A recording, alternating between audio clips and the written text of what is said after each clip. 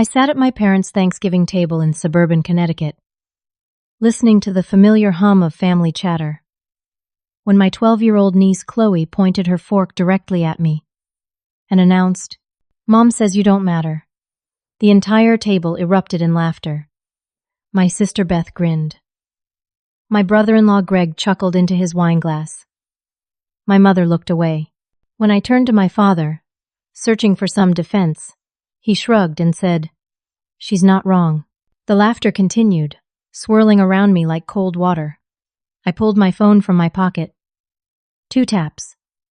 I smiled and walked away from the table without a single word. The silence behind me felt heavier than the noise I left. My heels clicked against the hardwood floor as I moved toward the coat closet, each step deliberate and measured. My hands didn't shake. My breath stayed even. After 34 years of being the reliable daughter, the dependable sister, the family safety net, I had finally reached my breaking point, and it felt strangely like relief. Let me back up so you understand how I got here. My name is Almira, and I work as a senior financial analyst at a consulting firm in Hartford.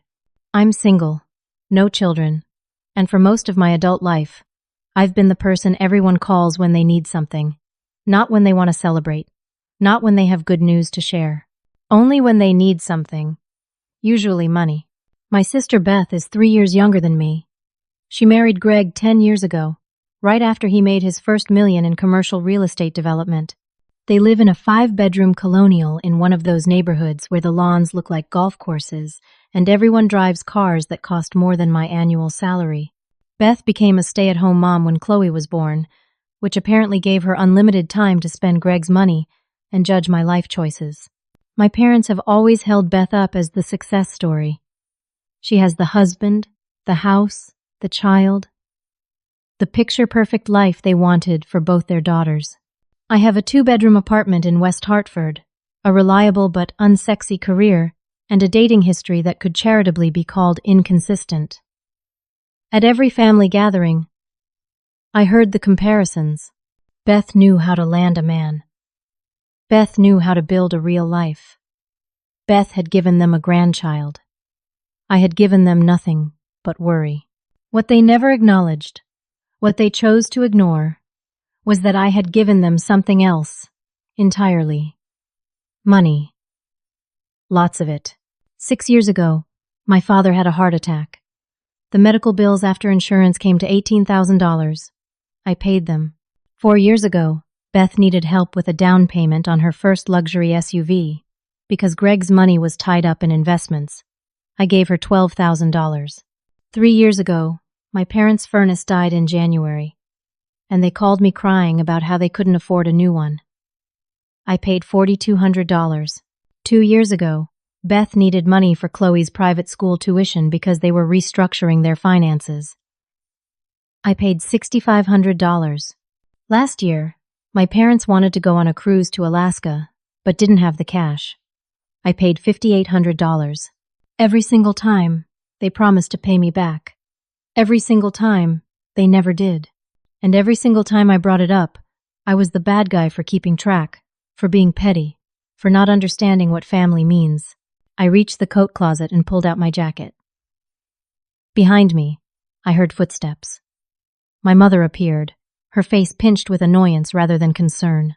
"You're being dramatic," she said. "It was just a joke."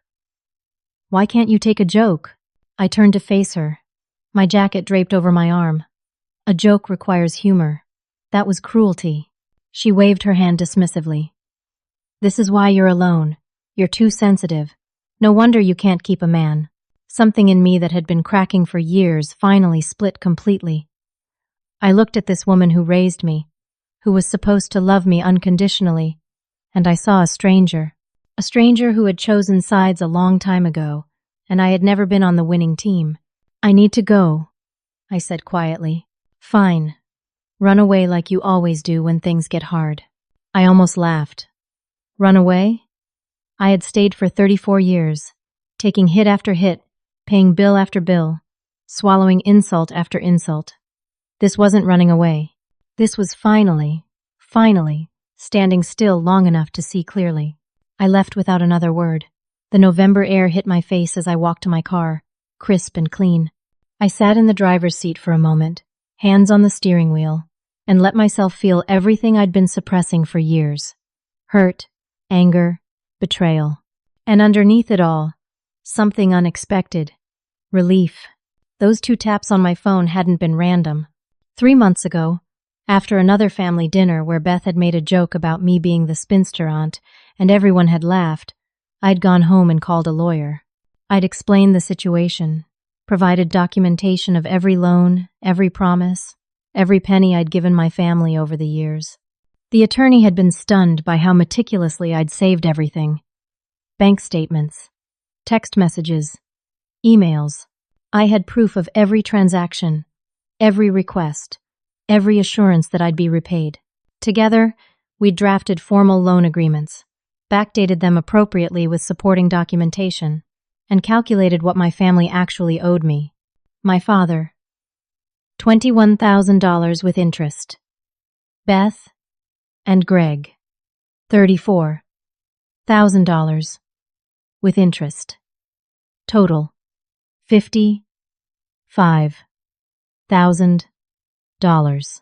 The attorney had prepared a mass email with legal demand letters attached. All I had to do was send it. I'd set it up so that 2 taps on my phone would trigger the email to send to all parties, including my parents, Beth, Greg, and their respective attorneys that the letter instructed them to retain. So when Chloe said I didn't matter, when my father agreed, when the entire table laughed at my expense while eating food I'd helped pay for, I sent it.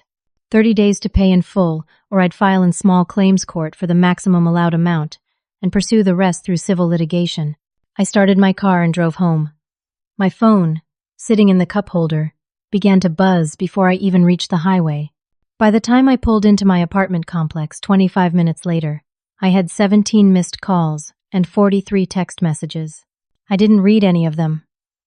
Not yet. First, I needed to breathe. My apartment felt different when I walked in that night. Quieter, but not in a lonely way, in a peaceful way. I kicked off my heels, changed into sweatpants and a college hoodie, and made myself a cup of tea. Only then did I sit down on my couch and look at my phone. The messages were exactly what I expected. My father, "This is insane. Family doesn't sue family." My mother, "How could you do this to us?" On Thanksgiving, Beth had sent 7 messages, each more hysterical than the last. "You're destroying this family over money? How selfish can you be? I can't believe you'd do this to Chloe. Mom and Dad are devastated. You're dead to me." Even Greg had texted, "This is low, even for you." I read them all without emotion. Then I opened my laptop and began working. Not on anything for my regular job, but on documentation. I created a spreadsheet with every loan, every date, every promise of repayment. I organized my bank statements chronologically. I compiled screenshots of text messages where Beth had said things like, "I'll pay you back by June, I promise." And emails where my father had written, "This is a loan. I'll repay with interest as soon as the insurance money comes through." I had been meticulous without even realizing it. Every transaction had a paper trail. Every promise had been documented. I wasn't acting on impulse or emotion. I had been building this case for years, just by being the kind of person who keeps records. Around 11 at night, my phone rang. Beth. I declined the call. She called again immediately. I declined again. She called a third time. I turned my phone completely off. The next morning was Friday, and I had taken the day off work as a mental health day, planning to recover from family obligations. Instead, I woke up feeling more energized than I had in months. I went for a run, something I'd been too tired to do regularly. I cleaned my apartment. I read 50 pages of a novel I'd been trying to finish for 6 weeks. I felt lighter. Monday morning, I returned to work.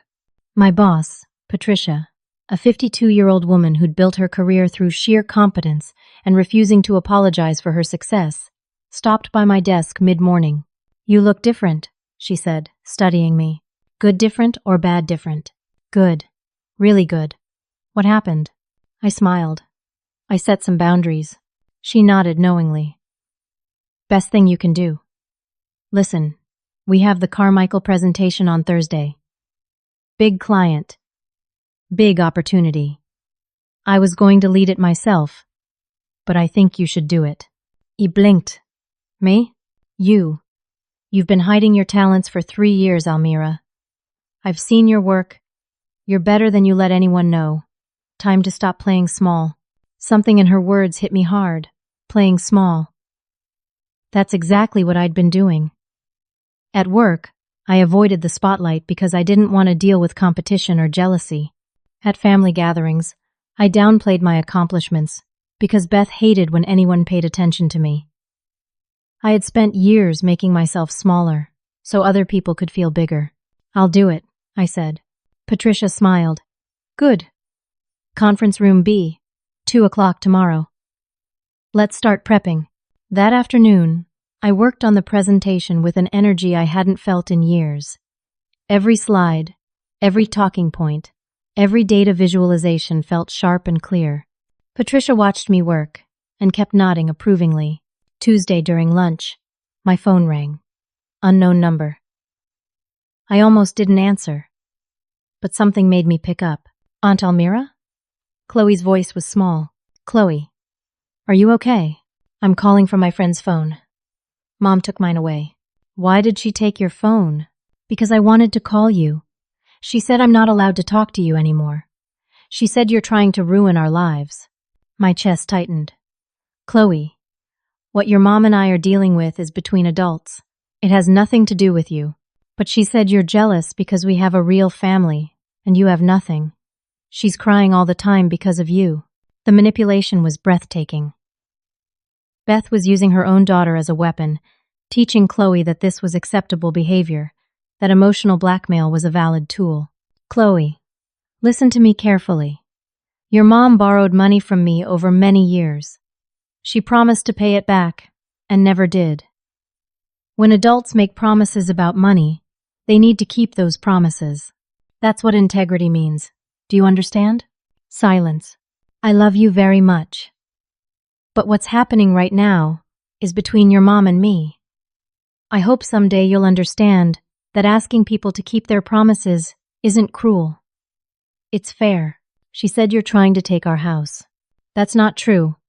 I'm asking for money that was promised to me. That's all. I have to go. Her friend's mom is looking at me weird. The line went dead. I sat there holding my phone, feeling my resolve harden into something unbreakable. Beth wasn't just refusing to pay back money. She was poisoning her daughter's mind, teaching her that family meant exploitation, that boundaries meant betrayal.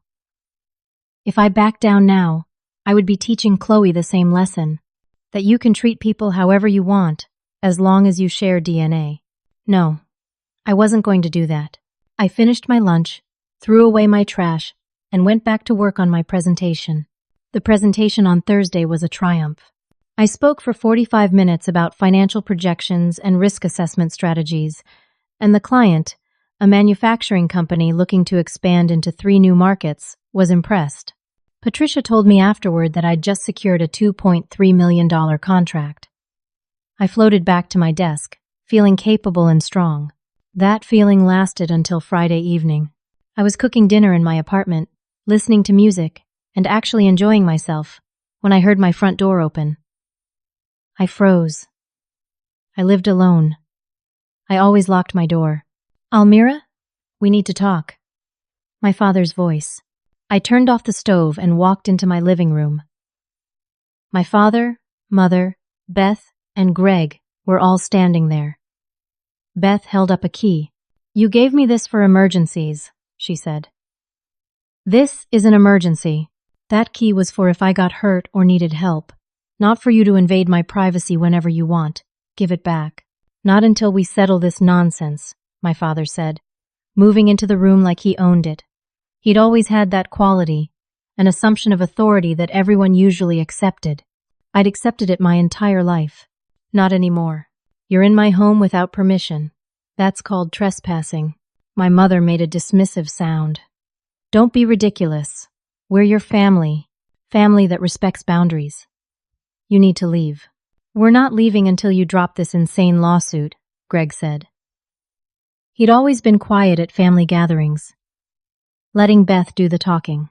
Apparently, when money was involved, he found his voice. It's not a lawsuit yet. It's a demand for repayment of loans. There's a difference. Loans? My father's face reddened. Those were gifts. Family helps family. Gifts don't come with promises of repayment. You all explicitly said you'd pay me back. I have documentation. Beth's eyes filled with tears, the same tears she'd used to manipulate people since she was 5 years old. Chloe is having nightmares because of you. She thinks her aunt hates her.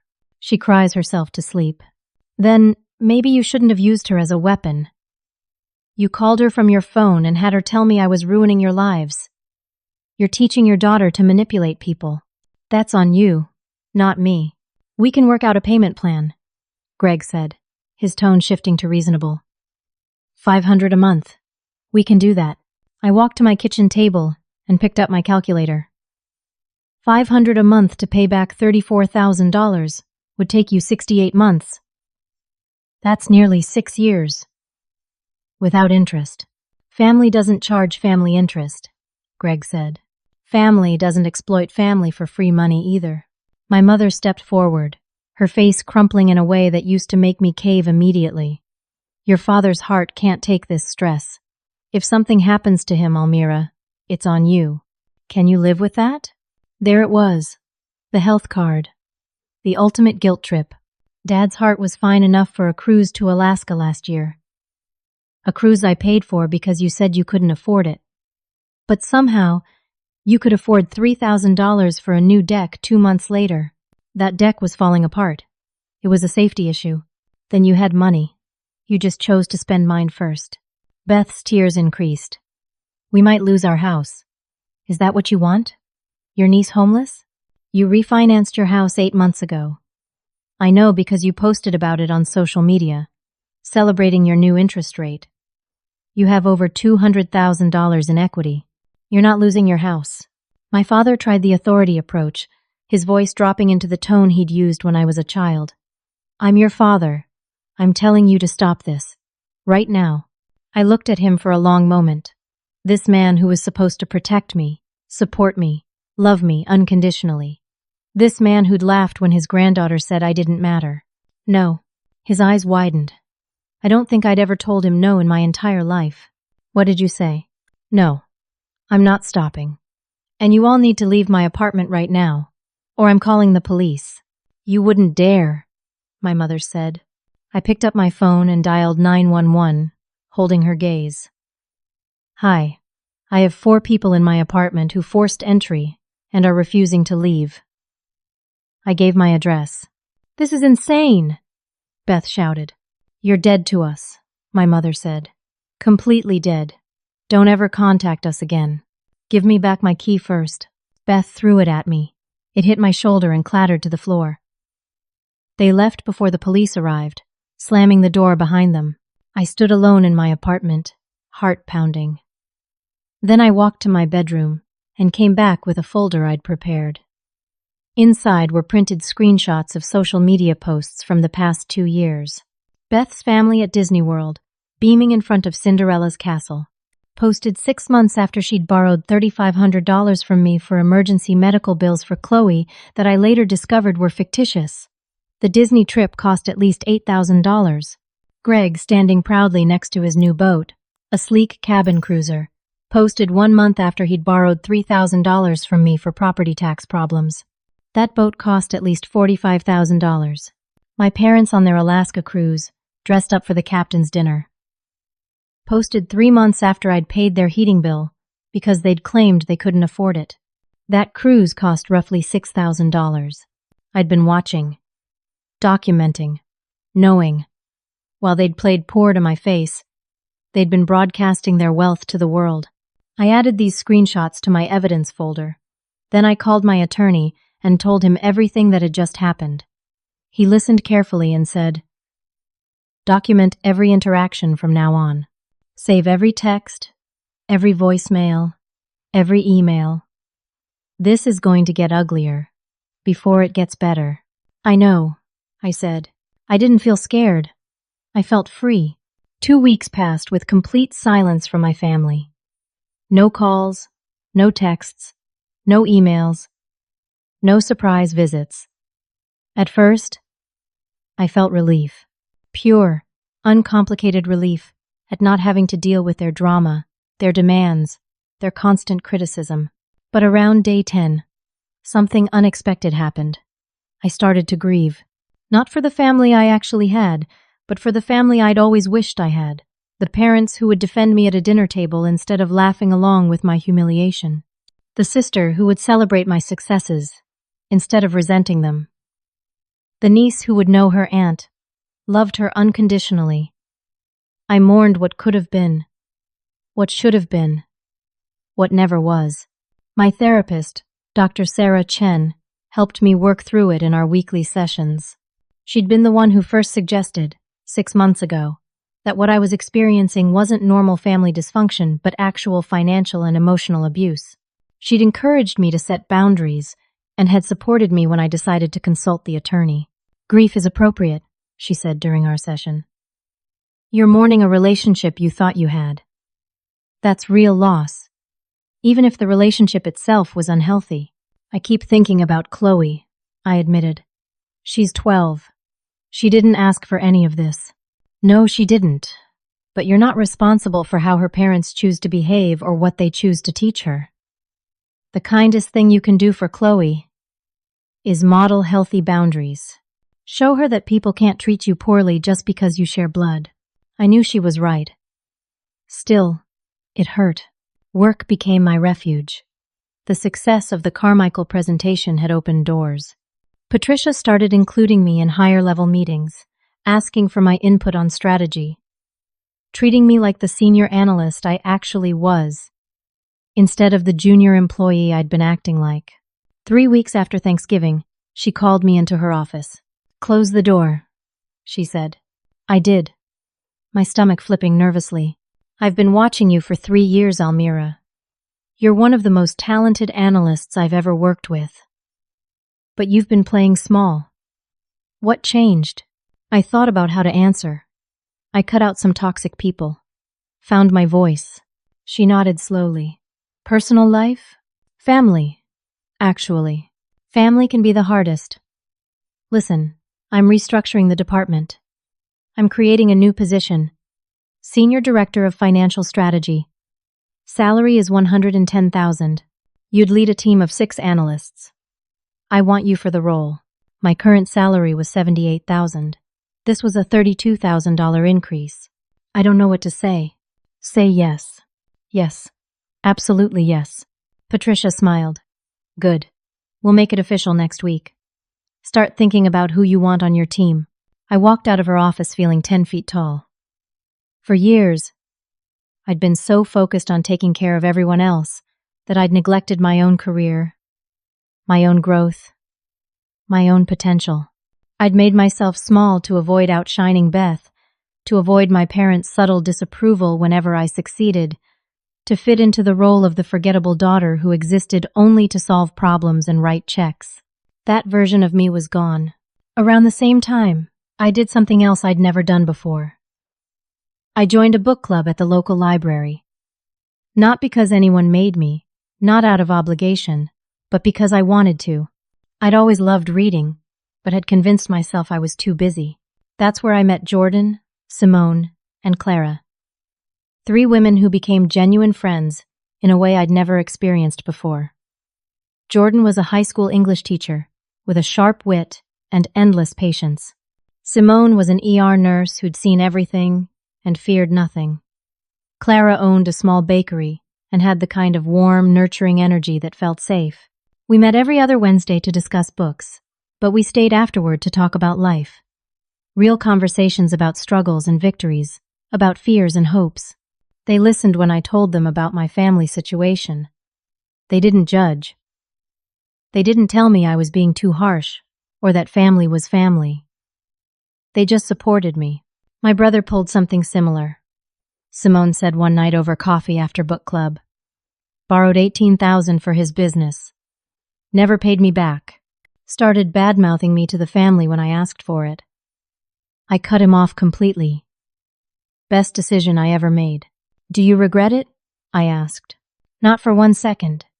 People who truly love you don't exploit you. Those words stayed with me.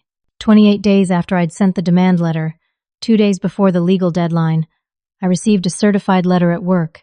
I signed for it, my hands oddly steady. I knew what it would be, either a payment or a counteroffer. It was neither. The letter was from a law firm I didn't recognize. Not a settlement offer, not a payment plan. It was a cease and desist letter, accusing me of harassment and threatening to file a restraining order against me if I continued my campaign of intimidation. The letter claimed I was guilty of financial elder abuse against my parents and causing severe emotional distress to my minor niece. It stated that all alleged loans were actually gifts given freely without expectation of repayment, and that I had no legal standing to demand money. The legal language was aggressive and meant to intimidate. But what hit me harder was the handwritten note paperclipped to the letter. Beth's handwriting. You're dead to us. Don't contact our daughter ever again. Mom and Dad are writing you out of their will. Hope your money keeps you warm at night. I read it twice. The first time, I felt doubt. Had I gone too far? Was I destroying my family over money that maybe didn't matter as much as relationships? The second time, I felt clarity. This letter proved everything. They'd hired an attorney, spent money they claimed not to have, and launched a legal attack rather than simply paying what they owed or even attempting to negotiate in good faith. The cease and desist was pure intimidation, an attempt to make me back down through fear. I took the letter to my attorney that afternoon. He read it, read the note, and actually laughed. This is toothless, he said. Complete garbage meant to scare you. They have no case for a restraining order. You've made one legal demand for repayment of documented loans. That's not harassment. The elder abuse claim is absurd since your parents are in their early 60s, financially stable, and you're the one who gave them money, not took it. And bringing up your niece is just emotional manipulation with no legal weight. So what do? We file. Tomorrow, small claims court for the maximum allowed amount, which in Connecticut is $5,000. We'll have to file multiple claims to cover everything. But we start with your father for $5,000 and your sister and brother-in-law as co-defendants for their portion. We document everything, including this pathetic intimidation attempt. Do it, I said without hesitation. He nodded approvingly. One more thing. This note from your sister? Keep it. It shows consciousness of guilt and malicious intent. Might be useful later. I left his office and sat in my car for a long time. Beth's words echoed in my head. Hope your money keeps you warm at night. The thing was, it wasn't about the money. It never had been. It was about respect. About being valued. About refusing to be used. The money was just the measurable proof of years of exploitation. I started my car and drove to the bakery where Clara worked. She was closing up but let me in when she saw my face. What happened? She asked. I told her everything. She listened, nodding occasionally. And when I finished, she said, Good for you. Stand your ground. Everyone thinks I'm terrible. Everyone who matters knows you're strong. There's a difference. I helped her close up the bakery, and we walked to a nearby restaurant for dinner. Jordan and Simone joined us when I texted them. We sat there for 3 hours, talking and laughing, and I realized something profound. I'd spent 34 years trying to earn love from people who were never going to give it freely. These 3 women, who'd known me for only a few weeks, had already shown me more genuine care and support than my family had in years. Family wasn't just blood. It was choosing each other, every day, without keeping score. My attorney filed the small claims court paperwork on a Monday morning. Court date was set for 6 weeks out. I got the notification on my phone and felt my stomach clench with anxiety and determination in equal measure. By Monday afternoon, word had spread. Small-town dynamics are strange. Even though I lived in West Hartford, and my family lived in the suburbs. We shared enough social circles that news traveled fast. People from the church my family occasionally attended started reaching out, asking questions. My mother's book club friends sent carefully worded emails. Beth's neighbors became aware through the network of suburban gossip that runs faster than any internet. The court filing was public record. Anyone could look it up. Tuesday evening, Beth posted on social media. She didn't name me directly, but the message was clear. When a family member attacks you legally over helping them in the past, you realize some people have no soul. We're going through the hardest time of our lives, and instead of support, we're getting betrayal. Please keep us in your prayers during this difficult season. The post got 73 comments within an hour. All sympathetic, all offering support, all painting Beth as the victim. Family should never sue family. Money isn't worth losing relationships. Praying for you guys. Some people only care about themselves. I read through them all, feeling my anger build. She was controlling the narrative, playing the martyr, and everyone was believing her. Former family friends, people I'd known for years, sent me messages. Some were concerned. Most were accusatory. How could you do this to your family? Beth told me what happened. I never thought you were that kind of person. Your parents raised you better than this. Greed is a sin. I spent Tuesday night torn between defending myself and staying quiet. My attorney had advised me not to engage on social media, not to argue or explain. Let the court decide, he'd said. Don't give them ammunition. But Wednesday morning, I woke up and made a decision. I was done being quiet, done letting other people control my story. I opened my laptop and wrote. I spent 3 hours crafting a detailed social media post. I explained the full situation, without naming anyone directly, but providing enough detail that anyone who knew us would understand exactly who I meant. I shared the exact amounts I'd loaned over the years. I included screenshots of bank transfers with account numbers redacted. I posted photos of Beth's luxury purchases made while she claimed poverty. Her Disney vacation 6 months after claiming emergency medical bills. Greg's boat purchased a month after property tax problems. My parents' cruise taken 3 months after I'd paid their heating bill. I wrote about the promises made and broken. The pattern of manipulation. The financial exploitation dressed up as family obligation. I ended with this. Generosity isn't love when it's exploitation. Boundaries aren't cruelty when they're necessary. I'm done being my family's ATM. If asking people to keep their promises makes me the villain in someone else's story, I'll accept that. But I won't accept being used anymore. I hit post before I could second-guess myself. Within an hour, the post had been shared 20 times. Within 3 hours, 100 shares. By the end of the day, 800 shares. The comments section exploded. Some people called me bitter and petty, but many more shared their own stories of family financial abuse. Dozens of people reached out privately to tell me they'd experienced similar situations, that they wished they'd had my courage to set boundaries. A local news blog picked it up, framing it as a story about millennial family dynamics and money, when family becomes financial burden. One woman's stand against exploitation. But the real surprise came in my private messages. 17 people reached out with information about my family that I'd never known. A woman who'd worked as Greg's assistant 3 years ago sent me a detailed message. Greg had settled a sexual harassment lawsuit against him, paying $85,000 to keep it quiet. The woman who contacted me wasn't the victim, but had witnessed the whole thing and was disgusted that it had been covered up. A parent from Chloe's school sent screenshots of group texts from the parent association. Beth had been bullying other mothers for years, making snide comments about their clothes, their kids, their lives.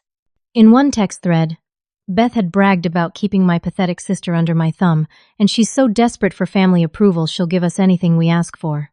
A former coworker of my father's sent me an email detailing my father's history of borrowing money from colleagues and never repaying it. He had a reputation in certain circles as a con artist, someone who played the victim to get handouts. The coworker included names of at least 6 other people my father owed money to, totaling over $40,000. I sat at my kitchen table reading these messages, feeling like I was seeing my family clearly for the first time. Their toxicity wasn't limited to me. I wasn't uniquely flawed or unusually sensitive. They treated everyone this way. I'd just been the easiest target because I loved them and kept hoping they'd change. I forwarded the relevant messages to my attorney. He called me within an hour. "This is good," he said. "Really good. Shows a pattern of behavior. The sexual harassment settlement is particularly relevant because it proves they had money they were hiding. The testimony from your father's coworker establishes his history of financial manipulation. Can we use all of this in court? Some of it, depending on what the judge allows. But even if we can't introduce it as evidence, it strengthens our position. They're going to paint themselves as victims. This shows that's a pattern, not reality." Friday afternoon, my phone rang. "Patricia, have you seen the news blog?" she asked. "Yes." "Good. I want you to know that I support you completely.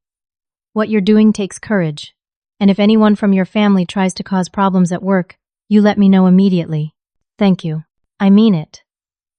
I've seen too many talented women held back by family obligations that were really exploitation. You're doing the right thing." That night, I went to dinner with Jordan, Simone, and Clara. I showed them the messages I'd received, the stories people had shared. "Your family is worse than I thought," Simone said, shaking her head. "They've been running the same con for decades," Clara added. "You just finally called them on it." "Do you think I should have stayed quiet?" I asked. "Not posted anything publicly?" Jordan considered this. "Normally, I'd say keep private things private, but they went public first. When your sister posted her victim story, you had a right to correct the record. I just hope I didn't make it worse." "Worse for who?" Simone challenged. "Worse for them? They deserve worse. Worse for you? You're finally standing up for yourself. That's not worse. That's progress." I wanted to believe her. Mostly, I did. The 6 weeks before the court date passed in a blur. I prepared meticulously, organizing 3 binders of evidence. Bank statements showing every transfer. Text messages where Beth promised repayment. Emails where my father acknowledged loans. Screenshots of their social media posts showing expensive purchases made while claiming poverty. Witness statements from people willing to testify about my family's pattern of behavior. My attorney, Michael Barrett, coached me on courtroom demeanor. Stay calm. Stick to facts. Let the documentation speak for itself. Don't get emotional, even if they try to provoke you. Judges see through manipulation, he said. Especially small claims judges. They deal with this stuff every day. Just tell the truth clearly and confidently. The court date arrived. March 15th, a cold Tuesday morning. I wore a navy blue suit, minimal makeup, my hair pulled back professionally. I wanted to look competent and serious. The Hartford County Small Claims Courtroom was smaller than I expected. Fluorescent lights, beige walls, rows of chairs like a waiting room. The judge's bench stood elevated at the front. Honorable Patricia Dennings presided, a 61-year-old woman with silver hair and a reputation for fairness and zero tolerance for nonsense. I arrived 30 minutes early. My father and Beth showed up 15 minutes later, accompanied by their attorney, a man in his 50s wearing an expensive suit and an expression of barely concealed contempt. Greg didn't appear in person. He'd sent the attorney to represent him as well. We sat on opposite sides of the courtroom. Beth was crying before anything even started. My father looked angry, his jaw clenched tight. Neither of them looked at me. Judge Dennings called the court to order promptly at 9 o'clock. Case number 23-4700, Almira Stevens versus Jonathan Stevens and Elizabeth Morrison. Miss Stevens, you're representing the plaintiff? Michael stood. Yes, Your Honor. Michael Barrett representing the plaintiff. Mr. Davidson, you're representing the defendants? Their attorney stood. Yes, Your Honor. Richard Davidson representing both defendants. Let's proceed. Miss Stevens, your opening statement. I stood, my legs steadier than I expected. Your Honor, this is a straightforward case of unpaid loans. Over a period of 6 years, I loaned my father and sister a total of $55,000. Each loan was made with clear understanding and explicit promises of repayment. Despite repeated requests, I have not received a single payment. I'm asking the court to enforce these loan agreements and order repayment. Judge Dennings noted. Mr. Davidson? Your Honor, this case represents a fundamental misunderstanding of family dynamics. Miss Stevens gave money to her family members freely, as gifts, out of love and familial obligation. There were no formal loan agreements. There was no expectation of repayment. What we have here is a woman who gave generously, and now, due to personal issues, is attempting to reframe gifts as loans to extract money from her family. It's unconscionable and, frankly, cruel. Michael presented our evidence systematically. Each bank transfer with corresponding text message or email showing the request and promise of repayment. My father asking for $18,000 for medical bills, writing, "I'll pay you back as soon as the insurance check comes through."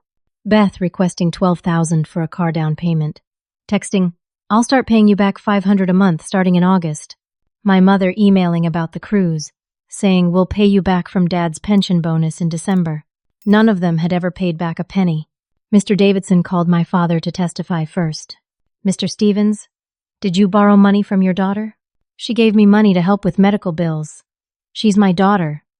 That's what family does." "Did you ever promise to pay it back?" My father hesitated. I might have said something like that to make her feel better about giving it. But it was understood. It was a gift. Understood by whom? Michael asked on cross-examination. By everyone. That's how family works. So when you wrote in an email, and I quote, "This is a loan. I'll repay with interest as soon as the insurance money comes through," that was you making your daughter feel better? I was being polite. And the insurance money? Did it come through? Yes. And did you repay the loan? Silence. Mr. Stevens, did you repay the loan? No. Because it wasn't actually a loan. Michael introduced the evidence of my parents' Alaska cruise, purchased 3 months after the insurance payment came through. $6,000 spent on vacation, while owing $18,000 to their daughter. Beth took the stand next, her eyes red, her voice shaking. "Miss Morrison, did your sister loan you money?" "She helped me out a few times, as sisters do." "Did you promise to repay her?" "Maybe in the moment, but she knew I didn't really mean it. She makes so much more money than we do. She doesn't need it." Michael's cross-examination was precise. "Miss Morrison, what is your household income?" "I don't work. My husband makes about $350,000 a year. And Miss Stevens, the plaintiff, makes approximately $78,000? I guess. So you make almost 4.5 times what she makes, yet you claim she doesn't need the $34,000 you owe her? We have expenses, a child, a house, a 5-bedroom house valued at $750,000, a boat worth $45,000, annual vacations costing $8,000 to $10,000. Would you say you're struggling financially? We have obligations. Michael presented the social media evidence. Beth's posts about Disney World, about Greg's boat, about their lifestyle, all posted while she owed me money and claimed she couldn't afford to pay me back. Your Honor, Michael said, the defendants claim poverty while living extravagantly. They claim these were gifts, while documentation clearly shows they promised repayment. This isn't a family misunderstanding. It's financial exploitation. Mr. Davidson tried to redirect. Miss Morrison, how has this lawsuit affected your family? Beth's tears increased. It's been horrible. My daughter is traumatized. She loved her aunt, and now she's confused and scared. I don't understand how Almira could do this to us. Your Honor, Mr. Davidson continued, using the legal system to attack family members over money that was given freely is vindictive and damaging. Miss Stevens is destroying her family's peace over what amounts to a misunderstanding. Judge Dennings looked interested. Miss Morrison, did you have your daughter call the plaintiff? Beth hesitated. I don't know what you mean. Did you instruct or allow your 12-year-old daughter to call Miss Stevens and tell her she was ruining your family? I might have. She was upset. She wanted to talk to her aunt. Did you tell your daughter what to say? Longer hesitation. I might have suggested she tell Almira how this was affecting us. Judge Dennings' expression hardened. You used a minor child as an emotional weapon in an adult financial dispute? I just wanted Almira to understand. Miss Morrison, that is inappropriate and frankly concerning. Continue, Mr. Barrett. Michael called Patricia, my boss, as a character witness. She testified about my work ethic, my integrity, and the recent positive changes in my performance. She's been working for you for 3 years? Michael asked. Yes. She's one of our top analysts, recently promoted to senior director. Has she ever given you reason to doubt her honesty or integrity? Never. She's meticulous, honest, and professional. Jordan testified next, explaining how she'd met me through book club and gotten to know me as a friend. Would you say Miss Stevens is vindictive or cruel? Absolutely not. She's one of the kindest people I know. She's also been learning to set healthy boundaries, which some people mistake for cruelty when they're used to exploiting her. Mr. Davidson tried to discredit Jordan.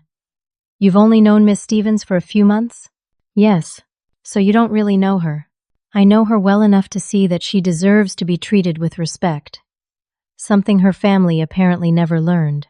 Judge Dennings called for closing statements. Michael summarized the evidence, the pattern of loans and broken promises, the defendant's ability to pay but refusal to do so. Mr. Davidson made his final appeal. Your Honor, this isn't about the money. It's about a woman who gave freely and now regrets it. Family relationships are complex. What looks like exploitation from one angle looks like normal family support from another. We ask that you dismiss this case and allow this family to heal. Judge Dennings took 5 minutes to review the evidence binders. The courtroom was silent, except for Beth's occasional sniffles. Finally, Judge Dennings spoke. I've been a small claims judge for 18 years. I've seen a lot of family disputes. This case is clearer than most. The evidence shows explicit promises of repayment, text messages, emails, documented conversations. These were loans, not gifts. The defendants claim that they believed otherwise is not supported by the evidence. Their own words contradict that claim. She paused, looking directly at Beth and my father.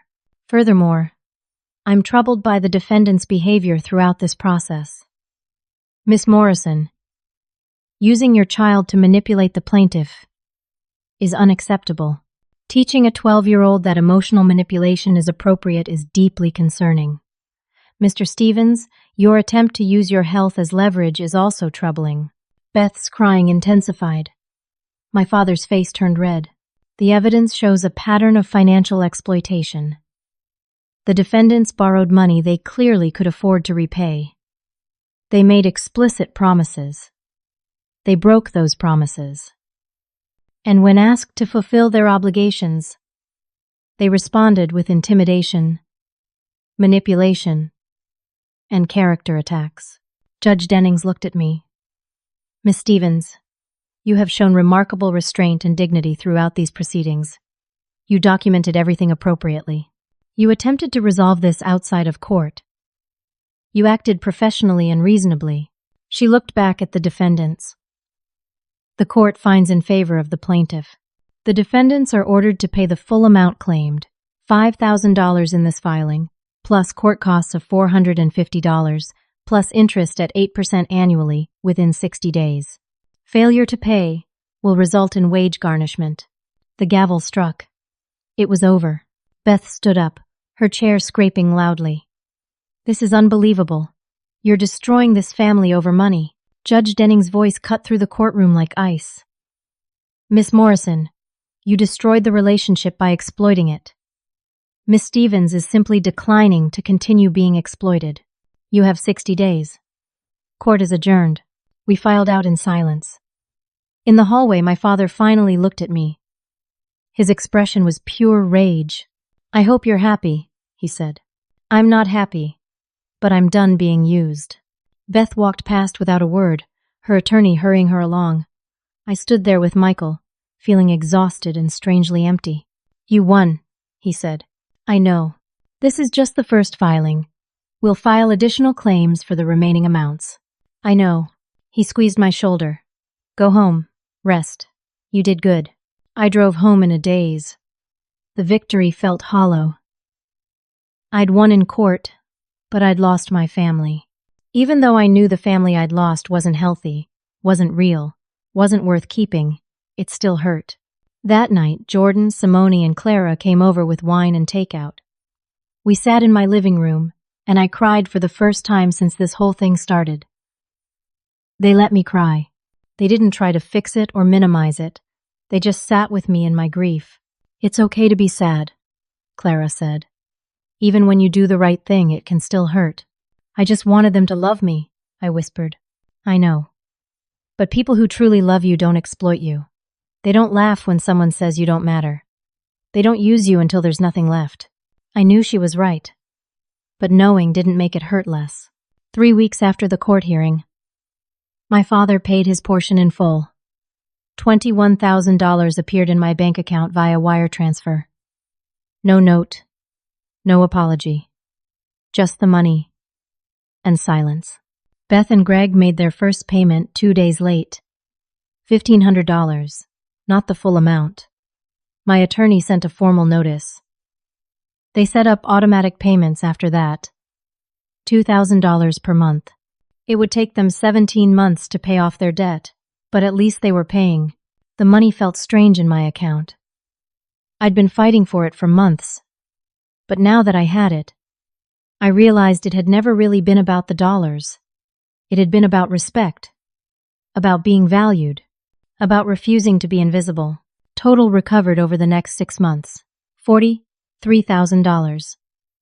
Beth eventually negotiated down the remaining amount through her attorney, and I agreed to settle for less than the full sum with interest. Not because I felt sorry for her, but because I was ready to be done. The point had been made. The family fallout was complete and permanent. My mother sent one final text message. I hope you're happy. You destroyed this family. I read it twice, typed and deleted 3 different responses. Then simply blocked the number. Complete estrangement. New calls, new emails, new holiday cards, nothing. 3 months after the court case, I heard through a mutual acquaintance that Beth and Greg were in marriage counseling. The financial stress I'd created had exposed other problems in their relationship. Resentments about money, about Greg's long work hours, about Beth's spending habits. My lawsuit hadn't created those problems. It had just forced them to the surface. 6 months after the court case, I learned that my parents had separated. My father moved to Florida to live near his brother. My mother stayed in Connecticut, but sold the house and moved into a smaller condo. Apparently, they'd been unhappy for years, staying together partly out of habit and partly because they'd united against a common enemy, me. Once I was gone, they had to face each other, and they didn't like what they saw. The family I'd known had disintegrated. Part of me mourned. But mostly, I felt relief. My life transformed in ways I never expected. The promotion at work led to new responsibilities, new challenges, and a confidence I'd never had before. I led my team effectively, earned respect from colleagues, and finally started living up to my potential. Patricia became a mentor in the truest sense. She taught me about negotiation, about standing firm in my professional worth, about the difference between being liked and being respected. Women are taught to be likable, she told me over coffee one afternoon. We're taught to be accommodating and flexible and not too demanding. But respect and likability aren't the same thing. Sometimes you have to choose respect. I'd chosen respect. It had cost me my family, but it had given me myself. My friendship with Jordan, Simone, and Clara deepened into something genuine and sustaining. We celebrated each other's victories and supported each other through struggles. When Simone's mother was diagnosed with cancer, we all showed up at the hospital. When Clara's bakery won a local business award, we threw her a party. When Jordan got engaged to her longtime girlfriend, we helped plan the wedding. This was what family was supposed to feel like. Reciprocal, supportive, built on choice rather than obligation. I even started dating again. Through Clara, I met her brother Andrew, an architect with kind eyes and a quiet sense of humor. Our first date was coffee that turned into dinner, that turned into a walk through the park that lasted until midnight. He listened when I told him about my family situation. He didn't judge or try to fix it. He just listened. My sister is similar, he said. She borrowed money from everyone in the family and never paid anyone back. Finally, my parents cut her off completely. It was hard, but necessary. Sometimes love means boundary. We took things slow, but it felt right in a way my previous relationships never had. He respected my independence. He encouraged my ambitions. He showed up consistently, without drama or manipulation. 8 months after walking away from Thanksgiving dinner, I took my first real vacation in 5 years, a solo trip to the Oregon coast. I spent a week hiking along rocky beaches, journaling in coffee shops, reading novels without interruption. I breathed salt air and watched waves and felt peace settle into my bones. One afternoon, sitting on a driftwood log watching the sunset, I realized I was happy. Not happy, despite being estranged from my family. Happy because I was estranged from my family. They had been weighing me down for years, and I hadn't even realized how heavy that weight was until I set it down. I also started volunteering with a financial literacy nonprofit that taught money management to young women. Every week, I spent 2 hours helping girls and young women understand budgeting, saving, and the importance of financial boundaries. Never let anyone guilt you about money, I told a class of high school seniors. If someone truly loves you, they won't exploit you financially. And if they do exploit you, that's not love. That's abuse. Learn to recognize the difference. A girl in the back raised her hand. But what if it's family? Especially if it's family. Family doesn't give you permission to treat people badly. It gives you more responsibility to treat them well. 9 months after the court case, something unexpected happened. I received a letter, handwritten, my name and address in careful round letters. Chloe's handwriting. I sat in my car in the apartment parking lot, holding the envelope, afraid to open it. Finally, I tore it open. Dear Aunt Almira, I'm sorry for what I said at Thanksgiving. Mom told me to say it, and I didn't understand. My counselor is helping me understand that what happened wasn't your fault. Mom and Dad fight about money all the time now. I heard Dad say you were right about everything. I miss you. I don't know if you'll write back, but I wanted to say I'm sorry. Love, Chloe. I sat there and cried. Not tears of sadness, but of hope. Chloe was in counseling. Someone was helping her process this. She was learning to think critically about what had happened. I wrote back that evening. A long letter explaining, as gently as possible, that adult relationships are complicated. That sometimes people who love each other still hurt each other. That what happened wasn't her fault. That I loved her and always would, but that she needed to focus on being 13 and living her life. That when she was older, if she wanted a relationship with me, I would be here. But it had to be her choice, made freely, not influenced by her parents, or by guilt, or by manipulation. I ended the letter with, I love you. That never changed. You matter to me. You always will. Take care of yourself, and know that you deserve to be treated with respect and kindness. Don't let anyone, even family, make you feel like you don't matter. I mailed it the next day. 1 year after walking away from that Thanksgiving dinner, I hosted my own Thanksgiving. Not Friendsgiving, though that's what Clara jokingly called it. Just Thanksgiving. Jordan and her fiancé, Simone and her girlfriend, Clara and Andrew and his parents, Patricia and her husband. 10 people gathered in my apartment, which suddenly felt full, in the best way. Before we ate, I asked everyone to share what they were grateful for. When it was my turn, I looked around the table at these people who'd chosen to be in my life, and who I'd chosen back. I'm grateful I learned that family isn't just blood. It's respect. It's reciprocity. It's people who show up without keeping score, but also don't keep taking without giving. I'm grateful for boundaries. I'm grateful for finding my voice. And I'm grateful for all of you. Andrew squeezed my hand under the table. Jordan raised her glass. To Almira, for teaching us all what strength looks like. We ate and laughed and told stories. No one said anything cruel. No one kept score. No one made anyone feel small. It was everything Thanksgiving was supposed to be. Later that night, after everyone had left and Andrew had helped me clean up the kitchen, I sat on my couch with a cup of tea and reflected on the past year. Walking away from my family was the hardest thing I'd ever done. It went against everything I'd been taught about loyalty and forgiveness and what family means. But staying would have killed something essential in me, something I'm only now learning to value.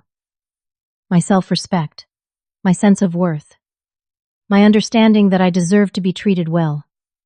Well, Sel. I learned that love without respect is just obligation. Generosity without appreciation is just exploitation. And blood relations without healthy boundaries are just shared DNA, nothing more. The silence after I walked away wasn't empty. It was full of possibility, full of space for me to discover who I was without being someone's ATM, someone's punchline, someone's doormat. My family taught me I didn't matter. Walking away taught me I was the only one who ever did. Not everyone will understand your boundaries. That's okay. They're not for everyone. They're for you. Boundaries aren't walls built to keep people out. They're standards for how you deserve to be treated. If someone can't meet those standards, that tells you everything you need to know about them and nothing about you. Sometimes the most loving thing you can do is love yourself enough to leave. That's not cruelty. That's survival. That's strength. That's freedom. I set down my tea and looked out my window. First snow of the season was falling, soft and silent. My apartment was warm and quiet, and mine. My life was mine. My choices were mine. My peace was mine. I had never been happier. My phone buzzed. A text from Andrew. Thank you for today. You're amazing. See you tomorrow? I smiled and typed back. Yes, absolutely yes. Outside, the snow kept falling. Inside, everything was exactly as it should be. I want to ask you something. Have you ever had to set boundaries with family members who didn't respect you? How did you handle it? Was it as hard as you expected? Or did you find freedom on the other side? Share your story in the comments below. Your experience might help someone else who's struggling with the same decision. If this story resonated with you, please hit that like button and subscribe to hear more stories about finding strength in difficult situations. Share this with someone who needs to hear that it's okay to choose yourself, even when it's hard, especially when it's hard. Thank you for listening to my story. I hope it reminded you that you matter. Your feelings matter. Your boundaries matter. You deserve respect from everyone in your life, including and especially from family. Don't let anyone convince you otherwise. Take care of yourself. You're worth it.